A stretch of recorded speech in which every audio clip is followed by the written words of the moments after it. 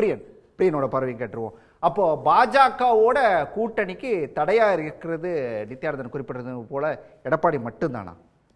இல்லை, எடப்பாடி அதுக்கு தடையாக இருக்கிற மாதிரி எனக்கு தெரியல. ஏன்னா எடப்பாடி பாஜக கூட்டணி வேண்டும் என்கிற ஒரு குரூப் அங்கே அதிமுகவில் இருக்குது. பாஜக கூட்டணி வேண்டாம் என்கிற ஒரு குரூப் இருக்குது. பாஜக கூட்டணி எடப்பாடி எந்த குரூப்ல இருக்காரு? எடப்பாடி கூடிய மட்டும் நடுநிலையாக தான் இருந்தார். பட் இப்போ பாஜக கூட்டணி வேண்டும் என்கிற குரூப் சொல்கிற விஷயத்த அவர் கேட்டுட்டார்.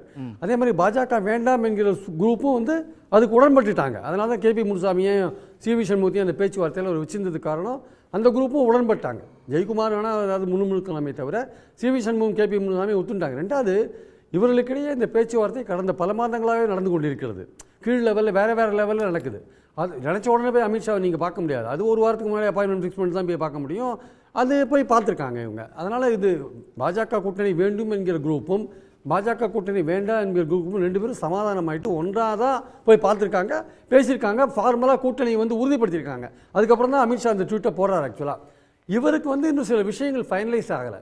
அதாவது ஓபிஎஸ் விஷயத்தை என்ன பண்ணுறது, அண்ணாமலையை எப்படி டீல் பண்ணுறது, அப்புறம் சீஃப் மினிஸ்டர் கேண்டிடேட் என்ன தான் அனௌன்ஸ் பண்ணணும் போன்ற விஷயங்கள், அப்புறம் ரெட்டைலை சின்னம் போன்ற விஷயங்கள்லாம் இருக்குது இல்லையா, இதெல்லாம் இன்னும் கிளியர் ஆகலை. ஆக்சுவலாக அது 2 மணி நேரம் பேசியும் கிளியர் ஆகாதனால மறுநாள் என்ன பண்ணிட்டார், இவர் முதல் நாள் போகிறவர் தமிழ்நாட்டு பிரச்சனைகளுக்காக தான் போகிறேன்றவர் பத்திரிகையாளர்கிட்ட நான் தமிழ்நாட்டு பிரச்சனைக்காக தாங்க வந்திருக்கேன், மனு கொடுக்க போகிறேன்னு சொல்கிறதுல எந்த விதமான தடையும் கிடையாது.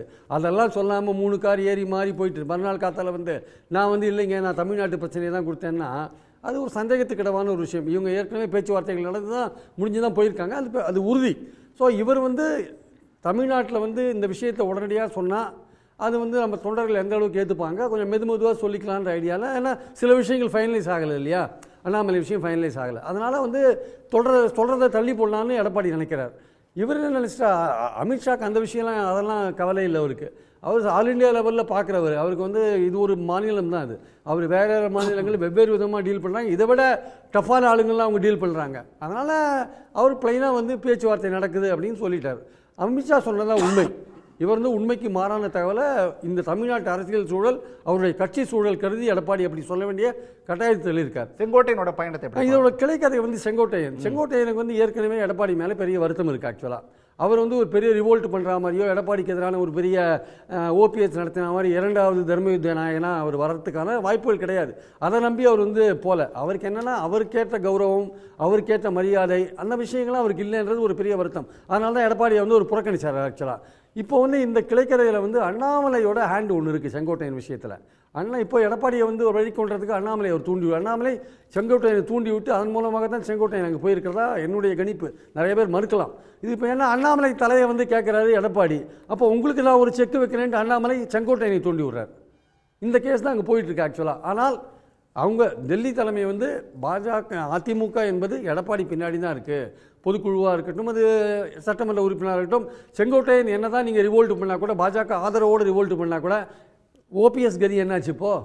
கிட்டத்தட்ட அதே கதி தான் செங்கோட்டையனுக்கு வரும். அதனால் செங்கோட்டையன் இந்த விஷயத்தை புரிஞ்சிருப்பான்னு நினைக்கிறேன். அதனால் செங்கோட்டையன் நான் சரியான வழியில் தான் நடக்கிறேன்னு இப்போ ஒரு விழாவில் சொன்னார்னு நினைக்கிறேன். அவர் சரியான வழியில் தான் நடக்கிறாரா, ஒரு தடவை 2-3 தடவை செக் பண்ணணும். ஏன்னா அவர் எடப்பாடியை எதிர்த்து ஒரு ரிவோல்ட் பண்ணார்னா அந்த கட்சி இருக்குல்ல, எடப்பாடி ஒரு செல்வாக்கு மிக்க தலைவர் கிடையாது. ஆனால் அந்த கட்சி தற்சமயத்துக்கு 26 தேர்தலை நோக்கி போகும்போது ஒரு ஒன்றா போகணும்னு நினைக்கிறாங்க ஆக்சுவலாக. ஸோ ஒன்றா போகணும்னு நினைக்கிற போது இன்னொரு பிளவை அந்த கட்சி தாங்காது. அந்த இன்னொரு பிளவை பாஜகவே விரும்பாது.